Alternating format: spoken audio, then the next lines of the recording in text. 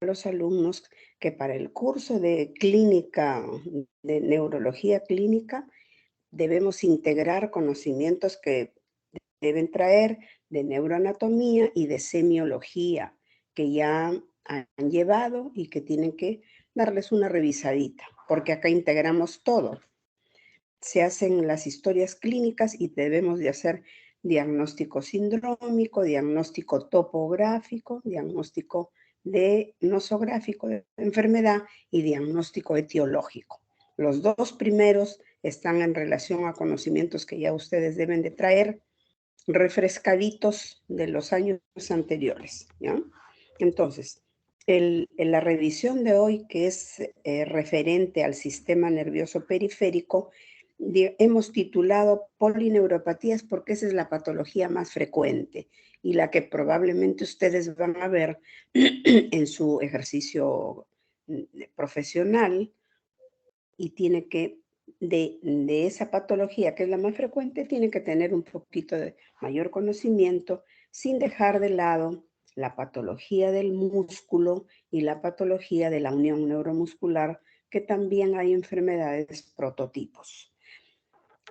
Entonces, las polineuropatías, ya refiriéndonos al nervio periférico, que como les digo, es lo más frecuente que pueden ver en clínica, hay clasificaciones desde diferentes puntos de vista. Las clasifican de acuerdo al tiempo de enfermedad, de acuerdo a la localización, de acuerdo a su etiología.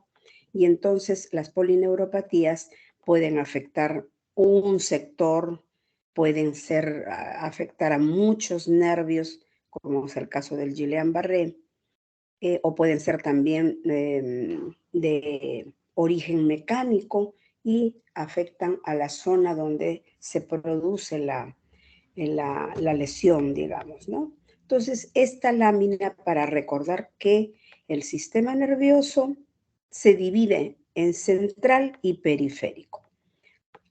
Hoy nos vamos a referir a la parte periférica. El sistema nervioso periférico constituyen los nervios craneales que no vamos a tocar sino tangencialmente y los nervios raquídeos. Este es nuestro tema ahora. El nervio raquídeo que va a llevar neuronas sensitivas y neuronas motoras. Va a llevar sensibilidad y va a llevar la rama motora que viene desde la vía piramidal central y se concentra en el nervio periférico, en la rama motora. Entonces, nervios periféricos con su segmento sensitivo y con su segmento motor. Y de pasito algún nervio craneal que se toma en algún tipo de enfermedad. Hay que recordar que el nervio periférico va a tener un cuerpo neuronal y a veces hay enfermedades que se dirigen y atacan el cuerpo de la neurona. Hay otras que afectan el axón, que es la parte azul que está dentro de estas envolturas de color naranja, que son las vainas de mielina, que permiten la transmisión nerviosa. Entonces, las afectaciones del nervio pueden ser al cuerpo, pueden ser a la vaina de mielina, que está de color naranja, o puede ser al axón, a la parte ya interna del nervio. Entonces, vamos a revisar lo que es el síndrome de Guillain-Barré. El síndrome de Guillain-Barré se constituye en la causa más frecuente de un cuadro de parálisis que tiene la característica de ser flácida o hipotónica, para referirnos al tono muscular, que en la mayoría de casos es aguda, que no tiene un grupo etario predilecto. No es una enfermedad propia del niño, del adulto, del anciano, no. Es una enfermedad que puede afectar a lo largo de todo el tiempo. No tiene predilección por grupo etario. Se dice que en la mayoría de pacientes, aproximadamente en un 70% de pacientes, el antecedente de una infección previa va a estar presente. Es decir, el paciente no empieza su cuadro directamente neurológico, sino con un cuadro previo que puede ser respiratorio, es decir, a la persona le puede dar síntomas de resfrío, de rinorrea, de temperatura, un poco de malestar, para luego empezar con el cuadro neurológico. O tener un cuadro diarreico, un tema gastrointestinal. Con sintomatología previa, eh, cedido este cuadro infeccioso, viene ya la sintomatología neurológica, que vamos a ver más adelante. La patogenia que está involucrada en este síndrome de Guillain-Barré es que se trata de una enfermedad autoinmune. El virus o la bacteria que ocasiona la infección previa genera una respuesta autoinmune a distancia y ataca al nervio periférico, ya sea en su axón, ya sea en la envoltura de mielina, y produce toda la sintomatología que ya se conoce. Entonces, dentro de las manifestaciones clínicas tenemos el paciente, este es el cuadro clásico, el cuadro que se describió desde el inicio, pero que con el tiempo vemos que las cosas van cambiando y hemos visto en los últimos años casos que no han tenido esta presentación tan clásica, pero que ya realizándole los exámenes y todo, se ha tratado de síndrome de Guillain-Barré.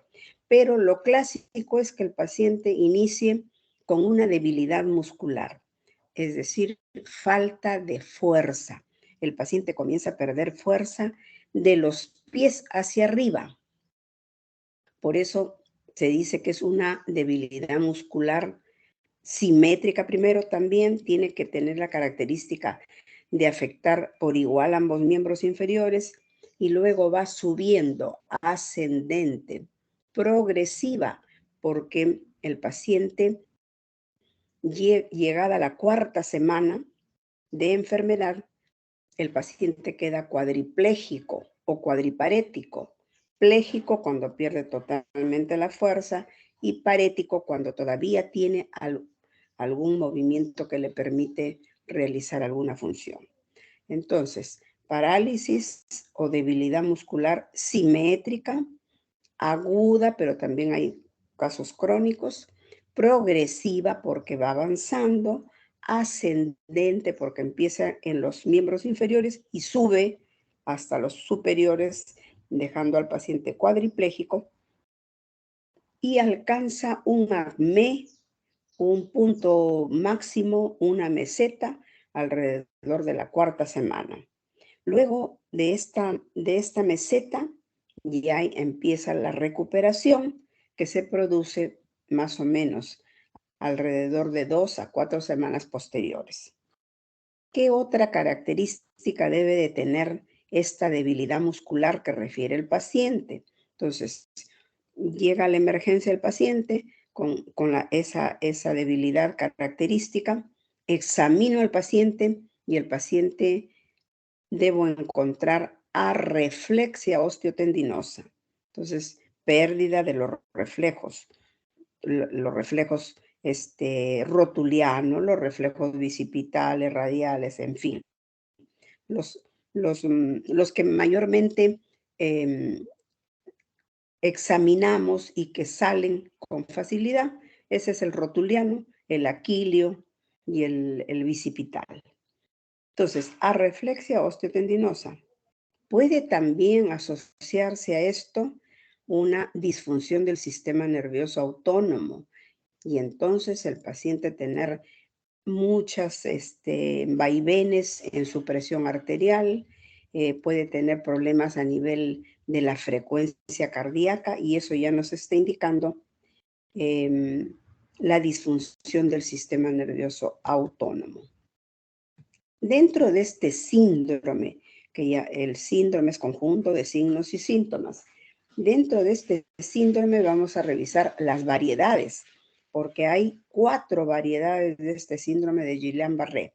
Sin embargo, la primera que vamos a revisar, que es la polirradiculopatía inflamatoria desmielinizante aguda, esta es la que nosotros conocemos porque es la más frecuente, es la que llega a las emergencias, es la que se produce en estos últimos años, es la que ha aumentado en el número de casos.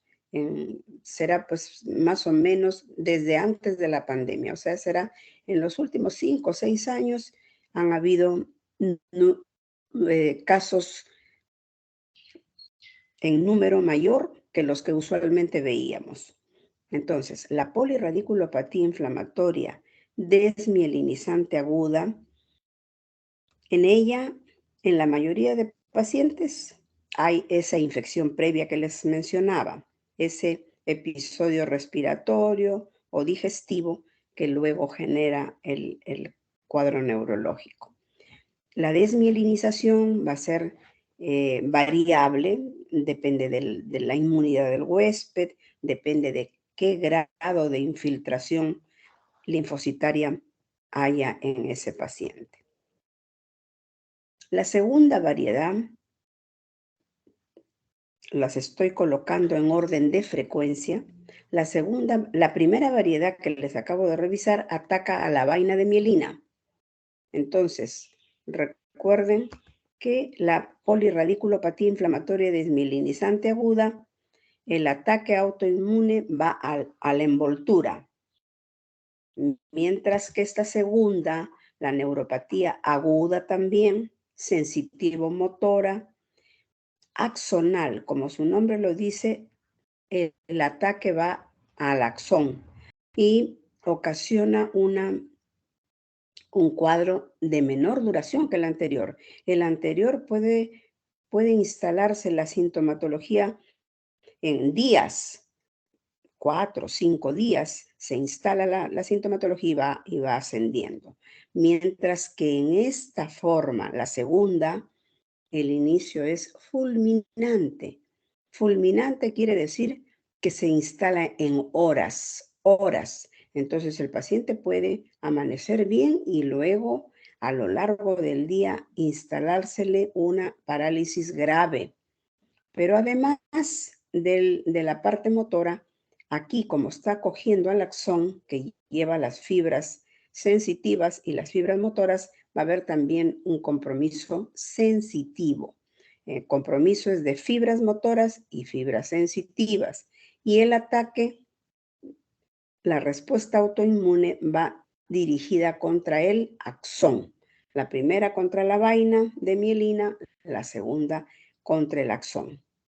Tenemos una tercera variedad que es la variedad puramente motora, la neuropatía aguda motora axonal. Esta sí se ha descrito en un grupo especial que es el grupo pediátrico. Los niños son afectados mayormente por esta variedad que es la axonal motora. Fueron descritas en niños y en epidemias de una estación del verano.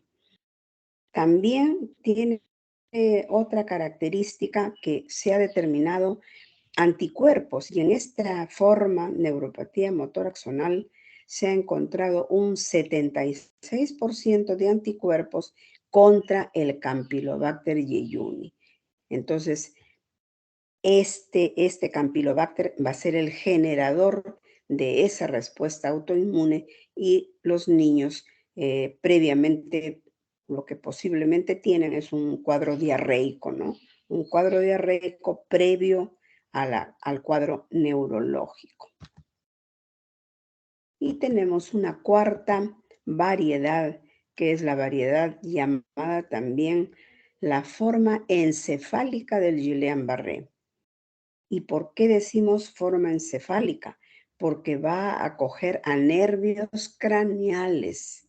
Y de los nervios craneales, como acá figura la oftalmoplegia, el paciente va a tener una parálisis de sus nervios oculomotores. Los nervios oculomotores, que son el tercero, el cuarto y el sexto. Entonces, el paciente queda con un ojo prácticamente congelado. El ojo no lo moviliza, va a haber ataxia, va a haber arreflexia, que es lo característico, y también se ha determinado que los anticuerpos contra Campylobacter jejuni llegan a un 90%. Es decir, esta forma encefálica también está ligada al Campylobacter jejuni, ¿no? Entonces son 4 variedades del síndrome de Guillain-Barré, siendo la primera la más común, la que ustedes van a poder ver en alguna emergencia y van a tener que tomar alguna decisión para instalar un tratamiento oportuno, porque esa es la idea de la intervención, es atacar al problema para que no deje mayor secuela. Listo. Entonces, si les llega a la emergencia un paciente que con este cuadro, ahora el 30% no tienen el antecedente, o sea, no busquen siempre el antecedente porque no necesariamente se va a presentar. Pero viene a la emergencia un paciente de la edad que fuere, ¿no? Adulto mayor, adulto joven, viene porque tiene una pérdida de fuerza ascendente. Y le examino, le encuentro arreflexia, le encuentro hipotonía. Entonces yo tengo que plantearme este primer diagnóstico, que es el síndrome de Guillain-Barré, en su forma de polirradiculopatía desmielinizante aguda. Si ya tengo claro que estoy en ese camino, yo debo hacer un plan de trabajo. ¿Qué le tengo que hacer a este paciente para reafirmar mi diagnóstico presuntivo? Yo debo proponer como examen el líquido cefalorraquídeo, que lo voy a obtener por un procedimiento que se llama la punción lumbar. Entonces, la punción lumbar, ustedes deben de realizarla, no olvidarse, con una firma de un consentimiento informado y habiendo leído cómo se hace este procedimiento, porque tampoco no van a ir a ensayar con el pobre paciente, ¿no? Hay que siempre conocer previamente cómo realizarlo y ver si alguien, estar atento, si algún médico, profesor de ustedes, qué sé yo, lo realiza, hay que estar mirando para poder en algún momento realizarlo. Cuando están ustedes lejos en su práctica clínica, ahí no va a haber gente que los apoye, ¿no? Entonces, me hago mi plan de trabajo y digo, le tengo que realizar la punción para poder obtener este líquido cefalorraquídeo. Y dentro del líquido cefalorraquídeo deben de ustedes recordar que tenemos primero el aspecto del líquido, que normalmente es un aspecto cristal de roca, se llama. Es un aspecto translúcido, limpio. Ese es el líquido cefalorraquídeo normal. Este líquido lo enviamos al laboratorio, a patología, y ahí nos deben de indicar número de células, nos deben de indicar cómo están las proteínas, cómo están las células, cómo está el color, cómo está la glucosa. Es decir, hay muchos elementos en el líquido cefalorraquídeo que tenemos que ver a través de este examen. ¿Qué es lo característico en el Guillain-Barré?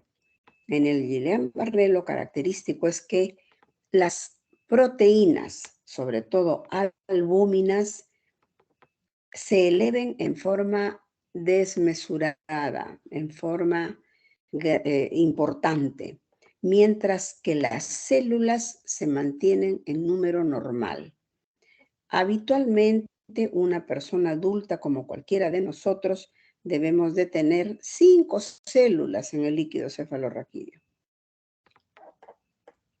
Y en el niño pequeño, la celularidad puede aumentar, podemos considerar normal 9, 10 en un niño pequeño, ¿no? En un grupo pediátrico. Entonces, el líquido cefalorraquídeo nos envían el resultado y vemos que las proteínas se han elevado enormemente y todo el resto del examen del líquido está normal.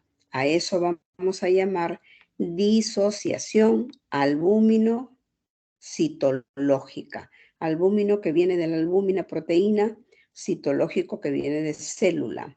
Entonces hay una disociación entre la proteína y la celularidad. Aumenta de forma importante la proteína, mientras que la celularidad se mantiene dentro del rango normal. Entonces, a eso vamos a llamar disociación.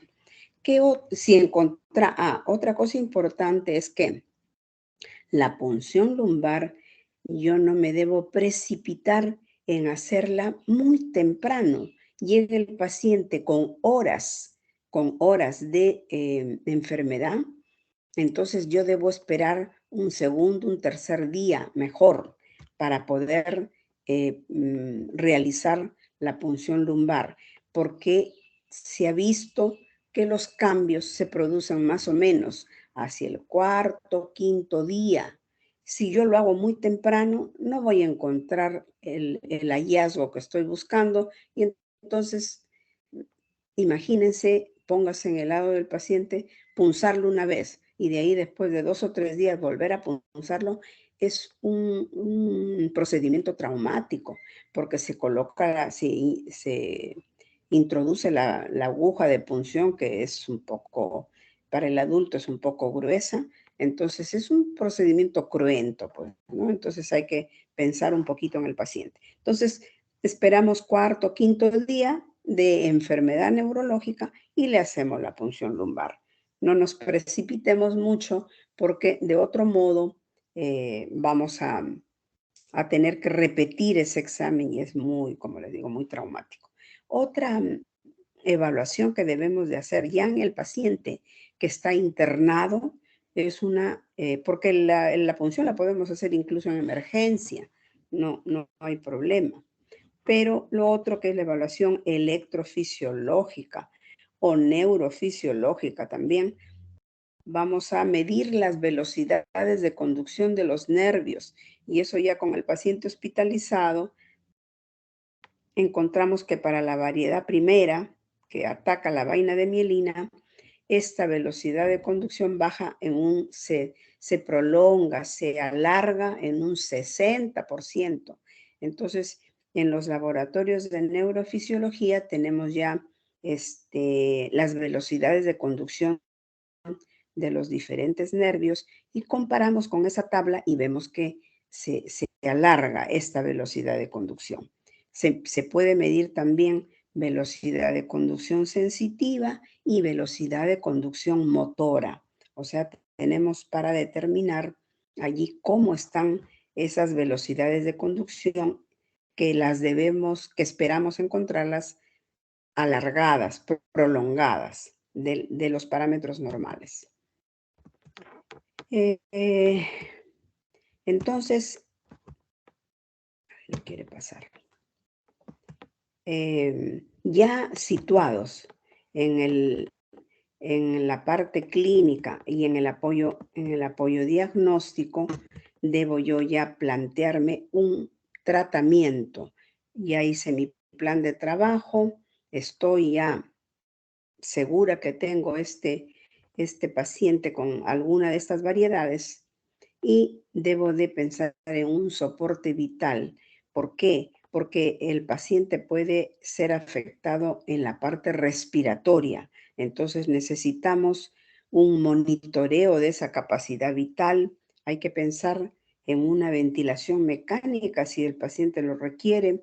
Hay que tener una UCI y hay que instalar ahora hay fisioterapeutas de la parte respiratoria y con este tema eh, con el tema del coronavirus, ya se están formando fisioterapeutas de la parte solo respiratoria. Hay que hacer fisioterapia respiratoria con el paciente en la cama, hay que monitorear el ritmo cardíaco y la presión arterial ante la posibilidad de un compromiso del sistema nervioso autónomo, nutrir adecuadamente al paciente y empezar a movilizarlo en su cama. Eso es lo que debemos hacer. Pero hay un tratamiento ya dirigido, un tratamiento inmunomodulador. Y dentro de este tratamiento inmunomodulador tenemos dos importantes recursos. La plasmaféresis, que va a ser beneficiosa, que se recambia el plasma en 4 o 6 sesiones y durante aproximadamente 2 semanas en días alternos, pero que tiene la desventaja, digamos, de no poder a veces aplicarlo en provincias. Si tenemos dificultades en la capital, acá en Lima, porque no todos los hospitales del sector salud tienen el equipamiento. Plasmaféresis implica personal médico adiestrado en este procedimiento. Implica la máquina, que cuesta muchísimo, y entonces trasladar equipamiento a provincia para dar tratamiento es muy complicado. Ya hemos visto en los casos que se han suscitado a lo largo de estos últimos años, pedirnos que llevar neurólogos primero a provincia para que diagnostiquen, que me parece que es algo, por eso es que ustedes deben de estar preparados, porque con el examen clínico pueden determinar si se trata o no de esto. Siempre la historia clínica y el examen nos conducen al diagnóstico. Entonces, no es posible que estén llamando a neurólogos para hacer diagnóstico de Guillain-Barré. No, en provincia. Entonces, el paciente, que puedan llamar para tratamiento, sí, para trasladar equipos, qué sé yo, pero no para diagnosticar, porque todos deben de estar ustedes preparados para que a través de la anamnesis y del examen clínico, por lo menos se planteen un diagnóstico presuntivo de Guillain-Barré. El segundo recurso terapéutico que tenemos son las inmunoglobulinas. Estas sí pueden ser trasladadas, enviadas, y el medicamento lo coloca la enfermera, ¿no?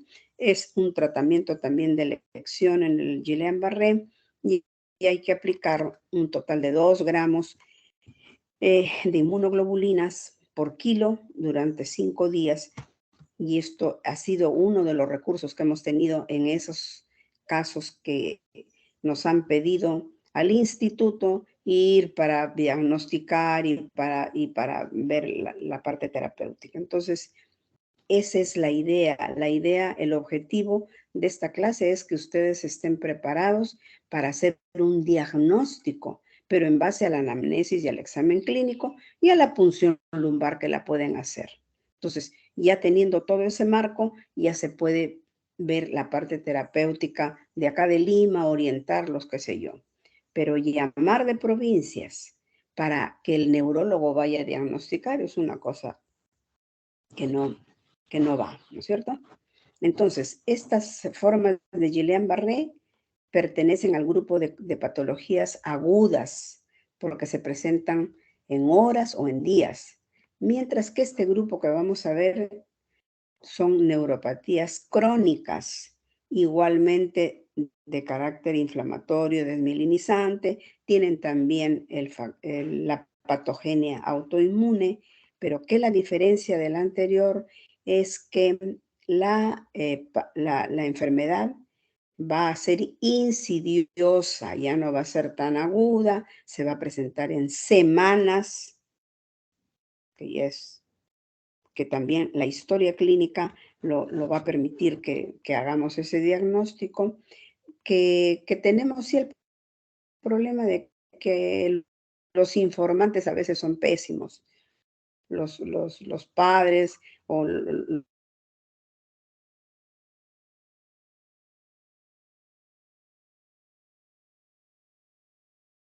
hay familiares que no relatan bien las historias, ¿no? Pero son menos, no son de los más. Entonces, este cuadro se presenta en semanas, meses o incluso años y van a dar cuadros progresivos o que remiten o que recidivan. Y la clínica va a ser la misma, la debilidad, la pérdida de fuerza en extremidades, debemos de evidenciar bajos reflejos, hiporreflexia. En este caso de esta polineuropatía crónica, desmielinizante idiopática, va a haber alteración de la sensibilidad, es decir, aquí probablemente lo que está atacando es al axón, ¿no? Va a ocasionar un problema motor, un problema sensitivo, pero el tiempo es el que nos da la pauta, ¿no? La debilidad, como dice acá, va a ser muscular, proximal, distal, simétrica también, y un déficit sensitivo con ataxia. ¿Recuerdan qué cosa es la ataxia? Diego, a ver, Diego Pantoja.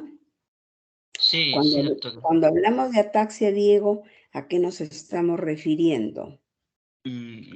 Falta de coordinación. ¿De coordinación en qué? Los movimientos voluntarios. Falta de coordinación en los movimientos voluntarios. A ver,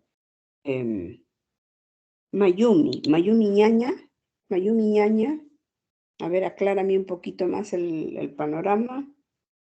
Mayumi, Sí, cuando doctora, hablamos es, cuando hablamos de ataxia, ¿a qué nos estamos refiriendo? ya, doctora, la ataxia es ese desequilibrio que hay en la parte el desequilibrio que hay. Por ejemplo, puede ser una ataxia, obviamente si va a haber un desequilibrio, obviamente se debe entender que va a haber una alteración a nivel del cerebelo, ¿no? Y es la que comúnmente se ve, es esa ataxia cerebelosa, ¿no? Ya, entonces hablamos de ataxia para una incoordinación en la marcha, específicamente, ¿no? El atáxico es el que no puede caminar.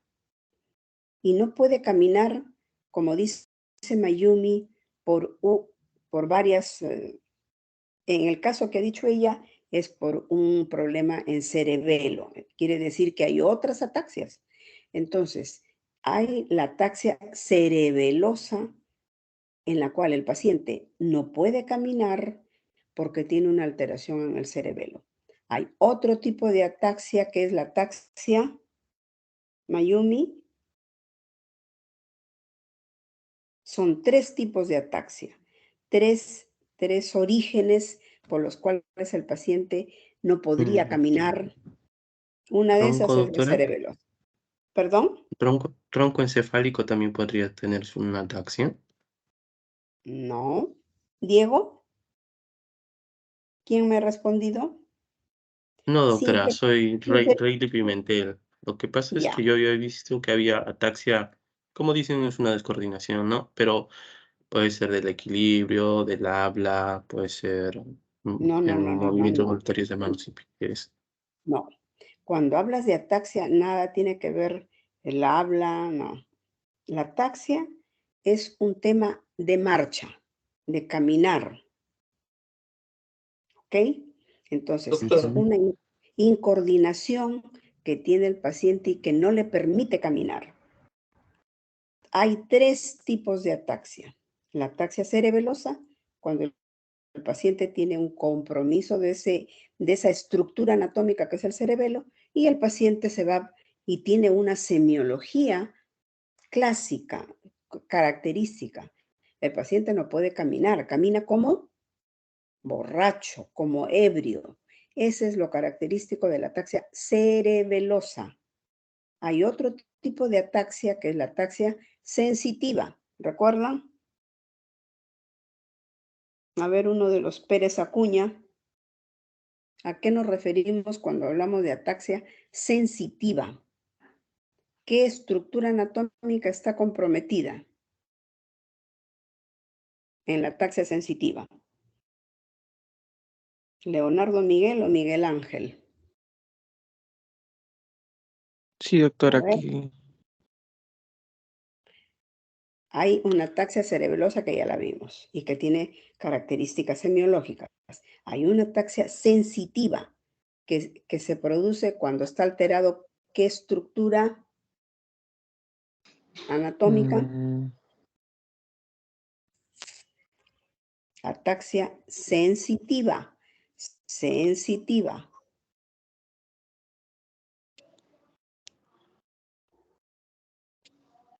Ataxia sensitiva. En la ataxia sensitiva, semiológicamente, el paciente va a tener una alteración en la marcha y va a elevar y va a tener una marcha taconeante. Eleva el pie y suena es por eso se le llama marcha taconeante. Eleva el pie, tiene un romber presente, esa es característica semiológica, y lo que está afectado son los cordones Cordones posteriores. posteriores, doctora. Cordones posteriores, los haces de Gol y Burdach. No tiene la sensibilidad profunda el paciente. Entonces, no percibe el suelo. Al no percibir el suelo, levanta bastante el pie y taconea. Marcha taconeante, no tiene sensibilidad profunda y esa es la ataxia sensitiva. Y hay una tercera ataxia que es la ataxia vestibular. Una dificultad para caminar, pero por un problema en la rama vestibular del octavo nervio, donde el paciente se va para un lado. Camina, pero se va hacia el lado derecho si es la rama vestibular derecha o al lado izquierdo. Entonces se va. Entonces, estas ataxias, a eso se refiere ataxia, a incoordinación en la marcha por estas tres estructuras: cerebelo, cordones posteriores y rama vestibular. ¿Ya? Entonces, este paciente va a tener un déficit sensitivo con ataxia por compromiso de cordones posteriores. Pero, ¿qué le debo de realizar ya a este paciente si estoy pensando en una neuropatía crónica? Aparte del líquido cefalorraquídeo, con el estudio con la punción lumbar y el estudio de ese líquido, que debemos buscar la disociación albúmino-citológica, yo debo de buscar otras causas que están relacionadas con enfermedades del colágeno, con colagenopatías, el lupus eritematoso, con VIH, con Hodgkin. Entonces ya debo de realizar otro tipo de pruebas, exámenes, digamos, auxiliares, ¿no? En este caso de neuropatías crónicas, el tratamiento de primera elección es el corticoide. Entonces, también ahí hay que saber distinguir si se trata de algo agudo o algo crónico. Entonces, corticoides que debemos dar 1 miligramo por kilo, de prednisona, 1 miligramo por kilo de prednisona por 4 semanas y luego disminuir gradualmente. Ustedes tienen que recordar que las dosis que se indican son dosis con las que debemos de partir, pero si el paciente no responde, podemos aumentar. Entonces, recuerden que cada paciente es particular, entonces hay que establecer tratamientos personalizados. No siempre vamos a aplicar lo mismo a todos. Esto nos sirve de referencia, pero tenemos que tener un cierto margen, cierto rango que nos da ya la práctica, que nos da la experiencia, ¿ya? si no hay respuesta beneficiosa, se tiene que mantener, por ejemplo, dosis altas, ¿no? Durante 3 a 6 meses. El segundo recurso terapéutico, inmunoglobulinas. Y el tercer recurso, la plasmaféresis. Entonces, vean cómo el enfoque terapéutico es diferente si se trata de esta neuropatía aguda o de esta que es crónica. Pasamos a las dos primeras han sido por factores autoinmunes, ya sea agudos o crónicos. Este tercer grupo son neuropatías metabólicas adquiridas y adquiridas con un fondo de alguna enfermedad crónica. Por ejemplo, pacientes que tienen insuficiencia renal crónica pueden hacer neuropatías con síntomas sensitivos, con compromiso motor leve. Pacientes con compromiso del hígado. El hígado, si tiene una hepatitis viral aguda, puede acompañarse de esa variedad del Guillain-Barré, de alguna variedad, sobre todo la primera. Si es viral crónica, el hígado está con un tema viral crónico, va a dar una neuropatía por una vasculopatía, por un compromiso de vasos. Y si el hígado ya está cirrótico, va a dar una neuropatía sensitiva crónica atáxica. Entonces, si se trata del compromiso de la tiroides, generalmente el hipotiroidismo es el que complica al paciente y puede ocasionar una polineuropatía que muchas veces pasa subclínica, ¿no? El hipotiroidismo realmente a veces se descubre por análisis que nos hacen de rutina y uno ni supo que era hipotiroidea y desde cuándo.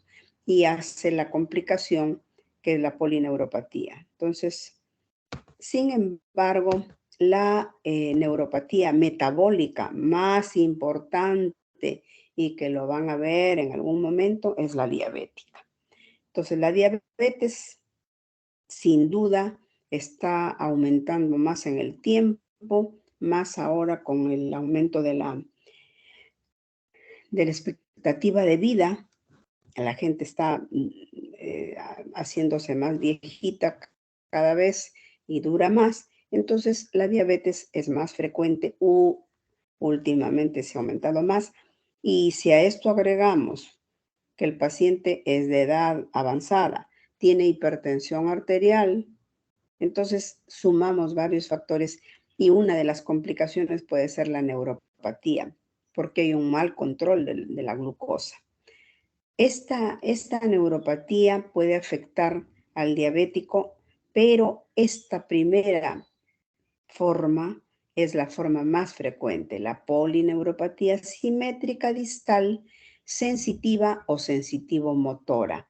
Esta forma de neuropatía es la más frecuente, como les digo, afecta la sensibilidad tanto superficial como profunda y tiene como característica afectar a la parte distal de las extremidades, es decir, a las manos y a los pies.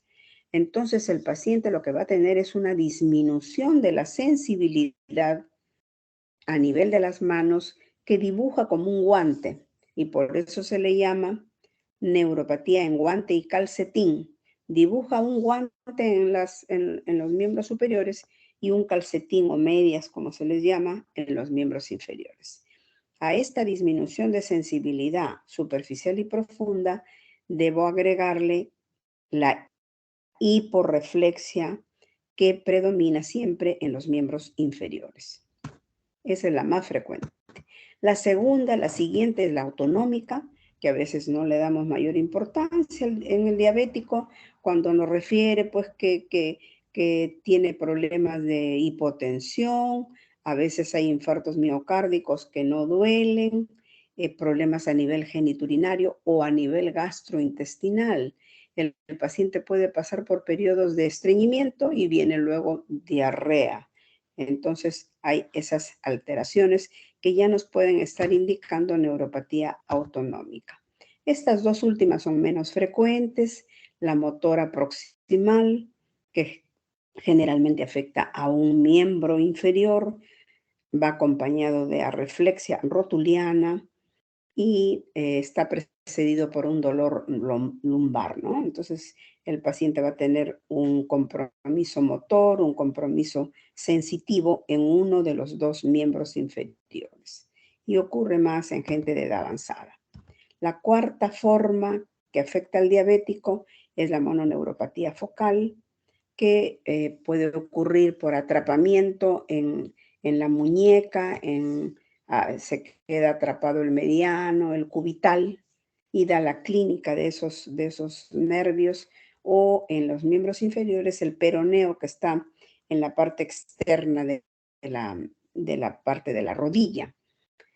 Les decía que los nervios craneales los íbamos a tocar así tangencialmente, como en este caso, que el paciente diabético puede tener una oftalmoplegia y presentar un cuadro que corresponde a un tercer nervio. Entonces, el paciente, cuando tiene afectado el tercer nervio, a ver, uno de los Pérez Acuña, primero el tercer nervio, ¿cuál es ese tercer nervio? ¿Cómo se llama? El tercer nervio craneal. Leonardo, Miguel o Miguel Ángel, a ver. Sí, doctora. O nervio Sí. oculomotor. El nervio oculomotor. ¿Cómo se te presenta el paciente si tiene el compromiso de un tercer nervio derecho?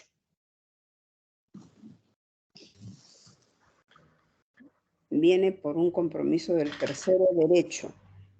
¿Qué es lo primero característico? Que tú lo vas a ver ahí nomás cuando llega el paciente. Es la caída, doctor, del ojo. Una pequeña desviación. caída del ojo, que ya debes utilizar el término adecuado, tosis palpebral. Una tosis palpebral, una caída del párpado. ¿Qué otra cosa debe de referir el paciente? Aparte de que se le ha caído el párpado derecho, viene quejándose de qué. Te dice, mire, doctor, tengo visión doble. Ya ve doble, visión doble. ¿Por qué? Porque si el tercero está afectado, su ojo va a estar desviado ¿hacia dónde? Hacia abajo, doctora. ¿Cuál es la función principal del tercero? Inervar al recto interno. Al no funcionar recto interno, está funcionando, predominando el recto externo. Y el recto externo lleva el ojo hacia... Tiene que revisar porque estos son conocimientos básicos. El recto externo lleva el ojo hacia afuera. Como predomina el recto externo, el recto interno está débil, el ojo está dirigido hacia afuera. Va a haber un estrabismo externo, estrabismo hacia afuera. El ojo derecho está dirigido hacia afuera. Obviamente que el paciente va a quejarse de visión doble. Mire, veo doble, te va a decir. Y el ojo tú lo vas a ver, tosis palpebral, y abres el párpado y vas a ver que el ojo está derecho, está dirigido hacia afuera, produciendo un estrabismo. Y si es el sexto, es lo contrario, pues, ¿no? Jala el recto interno y el paciente también va a tener visión doble, no va a tener tosis, obvio, pero va a tener visión doble y va a jalar el ojo hacia adentro. Eso es anatomía. Tiene que revisar para poder llevar la hilación de acá, porque acá se junta, como les decía, todo. Otro nervio que no figura allí es el séptimo. El séptimo nervio, que es el nervio, ¿qué nervio es el séptimo? Pérez Malki. Facial. ¿No? Facial. ¿El facial qué función tiene? ¿Qué función tiene predominantemente? Porque hay varias. Motora. Motora. Motora. ¿Qué da? ¿Qué permite que hagamos cuando tenemos Sonreír, doctora. nervios faciales? Sonreír, gesticular, poder alimentarnos porque nuestras comisuras labiales están bien. Entonces nos da motilidad a la cara. Entonces nuestro paciente llega con una asimetría facial. Está todo jalado hacia un lado. Ese es el facial. Entonces puede también el diabético venir con una parálisis facial. Eso también. La mononeuropatía tóraco-abdominal es más rara. No digamos que deja de ser importante, pero el paciente va a tener parestesias, va a tener sensaciones sensitivas en los dermatomas de la raíz que está comprometida. ¿Qué examen le hago a este paciente? Le hago una velocidad de conducción, una dentro de los laboratorios de neurofisiología, y voy a ver que su velocidad de conducción del nervio que estoy evaluando está prolongada. ¿Qué es lo principal? Es controlar la glucosa y indicar medicamentos para el dolor, porque como les decía, la neuropatía en guante y calcetín, que es la que afecta al diabético principalmente, le da un dolor intenso en los miembros inferiores. Entonces hay que hacer uso de analgésicos, pasamos por analgésicos menores, como dicen, y llegamos hasta gabapentina, que es lo que usamos ya en la actualidad. Es más gabapentina, pregabalina, con todos los efectos secundarios que tiene, pues, ¿no? En este otro grupo de neuropatías nutricionales, estas están en relación a déficit de B12, a déficit de ácido fólico o de B6. En el caso de B12 es por ingesta. Hay gente que se somete a dietas demasiado exageradas y entonces el paciente va a tener mala absorción, va a tener un compromiso de cordones posteriores y una neuropatía periférica. Se dosa la vitamina B12 y se le reemplaza.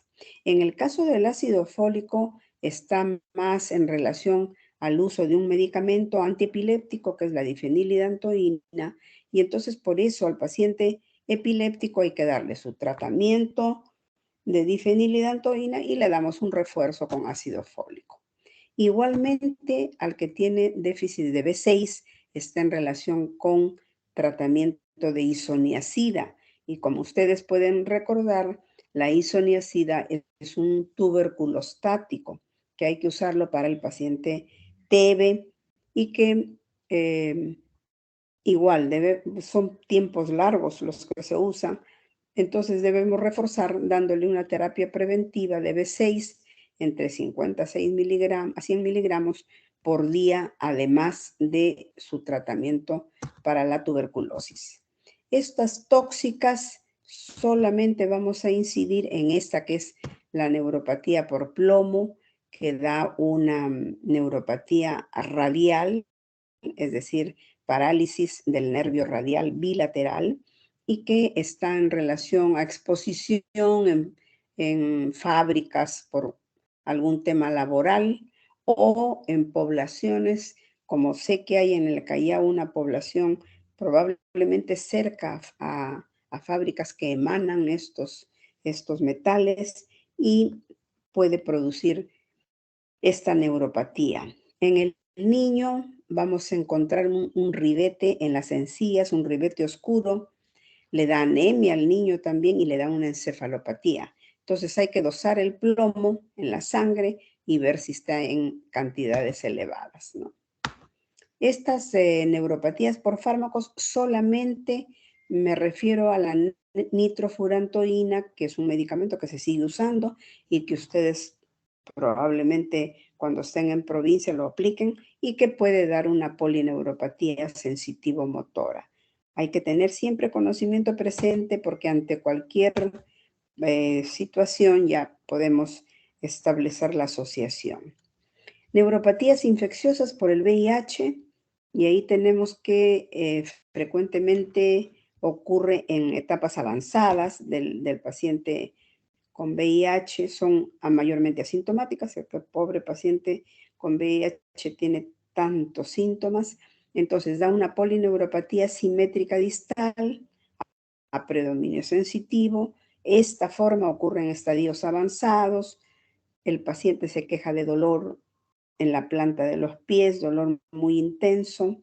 La parte motora está comprometida, pero en poca cuantía, y el tratamiento obviamente es sintomático. La polirradiculoneuropatía desmielinizante inflamatoria, que la vimos como la primera en el síndrome de Guillain-Barré, puede afectar al paciente con VIH en etapa temprana. Ocurre en etapa temprana o también en la seroconversión. Entonces, también hay que estar atentos por si el paciente haga esta forma de compromiso de nervio periférico. Y hay otra forma también que se llama la mononeuritis múltiple, donde el paciente con VIH tiene hoy día compromiso de un nervio del brazo izquierdo, de acá en 2-3 días de la pierna derecha, luego 2-3 días más en el brazo derecho, y así va saltando de un nervio a otro, pero no lo presenta simultáneamente, sino en forma sucesiva. Ocurre en fase sintomática temprana y puede ser el propio virus o estar mediada una vasculitis. Y hay una polirradiculopatía progresiva, que esta ya la presenta el paciente con VIH, pero que además tiene citomegalovirus, está ya más comprometido, ocurre en fase avanzada y está referido al dolor lumbar que se irradia una de las extremidades. Lepra no vemos, y pasamos a estas neuropatías por atrapamiento, estas neuropatías mecánicas, donde es característico el síndrome del túnel del carpo. Este síndrome del túnel del carpo puede ser por un fenómeno compresivo o por un tema vascular isquémico. Y entonces ocurre más en el sexo femenino porque está utilizando mucho la articulación esta de la muñeca. Las amas de casa pues hacen tantísimo trabajo y entonces eso les ocasiona sensación de entumecimiento en los brazos, que puede ocurrir en la noche o en la madrugada. Tiene sensación de que está hinchada los miembros superiores. Se mide la velocidad de conducción y esta velocidad de conducción está enlentecida. Hay que inmovilizar esa articulación. Si no funciona, infiltrar con corticoides, y si no funciona, pasamos al tratamiento quirúrgico. Por atrapamiento también se puede dar la mononeuropatía del nervio cubital, que pasa por el canal del olecranon en el codo. Entonces hay gente que sufre de artrosis y los huesitos crecen, pues, y van presionando el nervio. Aquí va a haber parestesias de cuarto o quinto dedo de la mano y hay que quirúrgico. Ahí hay un tema solo de quirúrgico. Entonces, todo este recorrido lo hemos hecho de acuerdo al factor etiopatogénico, ya sea de autoinmune, ya sea mecánico, por virus, tóxicos, por deficiencias nutricionales, etc., etc. Lo que sigue es este nervio va y se inserta en un grupo muscular para darle la función a ese grupo muscular. Y entonces las enfermedades de los músculos se llaman distrofias musculares o miopatías también. Entonces, estas distrofias musculares son de carácter hereditario, de curso progresivo, van a dar también un déficit motor, van a dar una debilidad, pero esta debilidad va acompañada de disminución del volumen de ese músculo. Entonces, el paciente, la clasificación es de acuerdo a qué zona está comprometida. puede ser la cintura escapular acá arriba, puede ser la cintura pélvica, puede ser la musculatura facial, o puede ser también un tema generalizado. Estas distrofias musculares, enfermedades del músculo, miopatías, pueden manifestarse a lo largo de toda la vida. Uno creería que como son hereditarias, tienen que manifestarse inmediatamente después del nacimiento, pero no es así. Pueden presentarse o debutar en la infancia, debutar en la adolescencia o en la edad adulta. Entonces, la presentación en cualquier grupo, a cualquier edad. Clínica, debilidad muscular o déficit motor. Proximal, viene de adentro hacia afuera.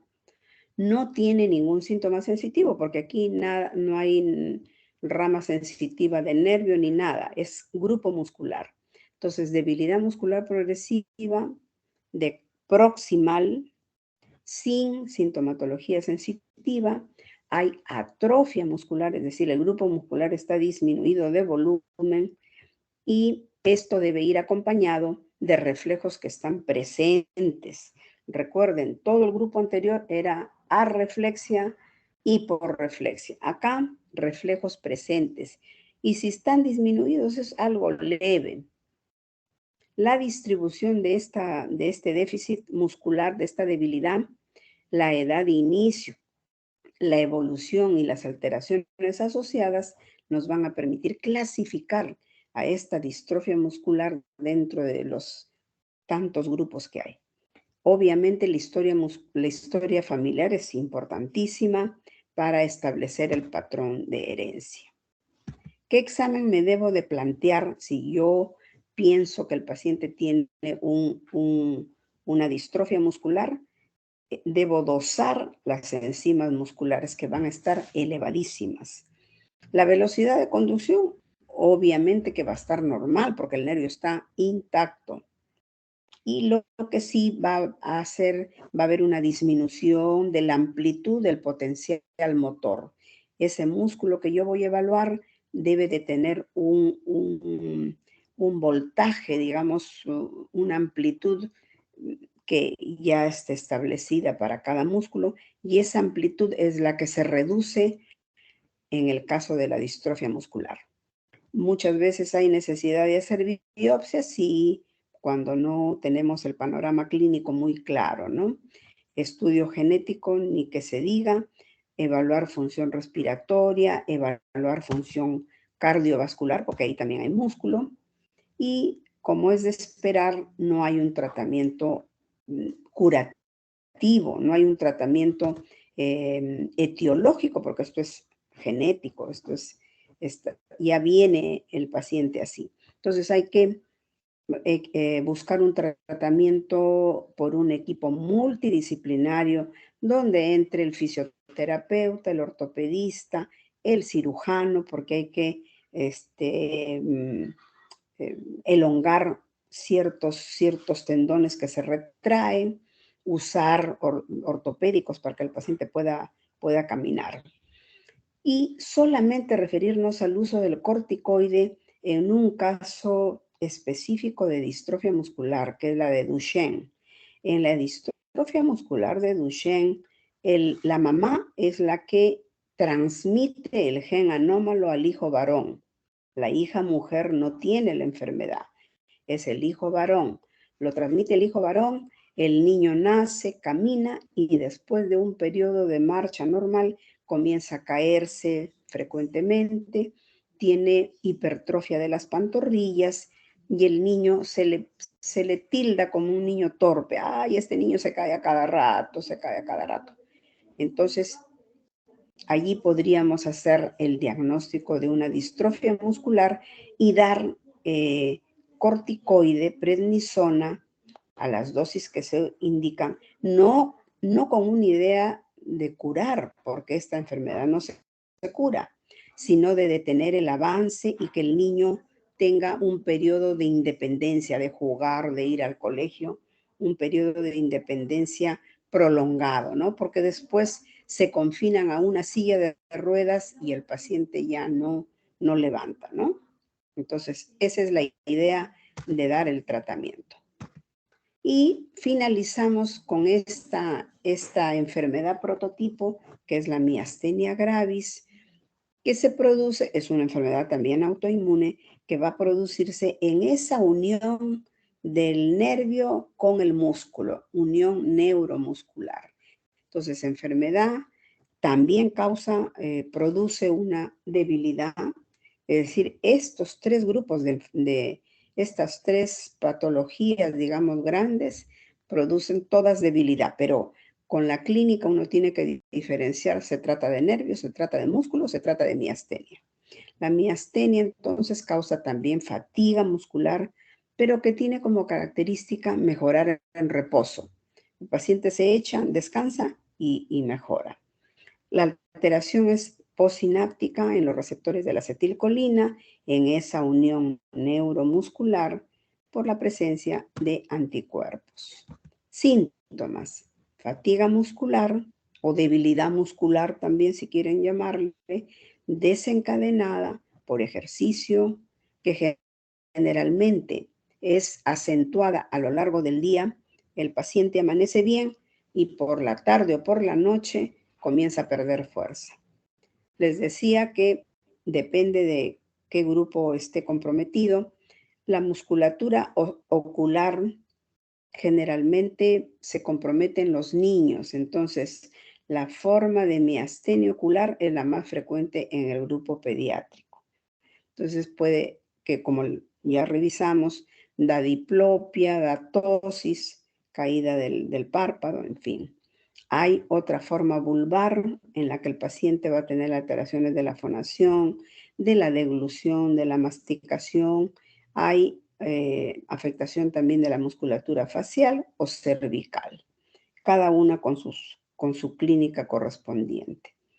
Generalmente el inicio es insidioso o subagudo y está precedido en la mayoría de veces por un factor desencadenante que puede ser fiebre, un cuadro infeccioso, una intervención quirúrgica, ejercicios intensos o uso de fármacos del grupo de las benzodiazepinas. El diagnóstico, ¿de qué me ayudo? ¿Qué exámenes? El dosaje de anticuerpos contra los receptores de la acetilcolina. Aquí sí hay que puntualizar que solamente nos serviría para la miastenia generalizada, porque ahí suben un 85%. En cambio, en la miastenia ocular solamente la mitad da positivo, 50%. Y es un examen bien caro porque no lo tienen los hospitales del ministerio, ¿no? Entonces hay que hacerlo en forma particular. También podemos complementar con el test de hidrofonio, que es la prueba, lo que llamamos la prueba del tensilón, donde se inyecta endovenoso esta sustancia y el paciente va a mejorar en forma inmediata. La evaluación neurofisiológica tiene que evaluarse el músculo que está comprometido y hay que estimularlo repetidamente. El potencial motor del músculo empieza bien alto y conforme lo estimulamos en forma repetitiva, va bajando, va bajando, va bajando. Es decir, lo vamos debilitando. Y esa es una prueba que puede reafirmar nuestro diagnóstico. También debemos de complementar con un estudio de tomografía o resonancia torácica. ¿Por qué? Porque el paciente esta enfermedad está ligada en algunos pacientes a restos embrionarios del timo o tumores del timo. Entonces, si descubrimos que hay algo de esto, tiene que ser operado el paciente y la enfermedad se le va. El tratamiento, hay tratamiento con anticolinestéricos que en la mayoría de pacientes funcionan. Tenemos en nuestro medio a la piridostigmina en tabletas de 60 miligramos, que tienen una vida media corta, hay que darlo cada 3, cada 4 horas. y establecer una dosis para cada paciente. No hay una dosis estándar. El paciente puede ya presentar diarrea o dolor abdominal cuando ya estamos con la dosis en límite, ¿no? Y hay que hacer uso de atropina. Cuando el paciente no responde, hay que hospitalizarlo para darle corticoides. Les decía que la timectomía es otro de los recursos que tenemos siempre y cuando el paciente tenga ese tema, ¿no? O también ya como último recurso son los inmunosupresores. Esa sería toda la revisión que acabo de hacer, donde cogemos patología de nervio, patología de músculo y patología de unión neuromuscular. Bueno, espero que hayan tenido la... Ahorita voy a pasar lista, por favor. Ñaña Reyes, para que ya vayan con sus médicos de práctica. Ñaña Reyes, Presente, Mayumi. doctora. Presente. Gracias. Ortega Chávez Elías. Presente, doctora Ortega Chávez. Gracias. Pantoja Ramos Diego. Presente, doctora. Gracias. Pérez Acuña Leonardo Miguel. Presente, doctora. Gracias. Pérez Acuña Miguel Ángel. Presente, doctora. Gracias. Pérez Malqui Brian. Presente, doctora Pérez Malqui. Gracias. Pimentel Sánchez Reilly. Reilly Pimentel, doctora, presente. Gracias. Pinedo Marín Alice. Presente, doctora. Gracias. Ramírez Pacheco Diana.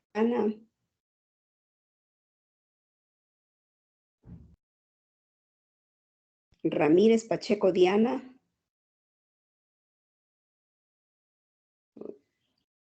Ramírez Rivera Brian.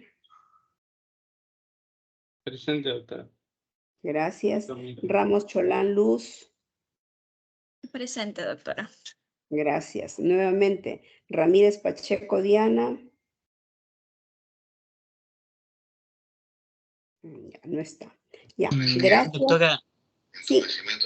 La compañera sí está, nada más creo que parece que tiene problema con su audio. Ha levantado la mano cuando le ha llamado. Ah, no me he fijado. Si no, en todo caso, Diana, ¿podrías escribir presente por el mensaje para que la doctora pueda observarlo? No sé si nos escuchas. Ya, claro. Sí, pero la paso por mensaje y yo ya la considero. Del 1 al 10 tenía 9. Ya. Gracias. Vayan con sus médicos de práctica, ¿ya? Muy buenos días. Nos vemos la próxima semana. Nos conectamos la próxima semana. Gracias.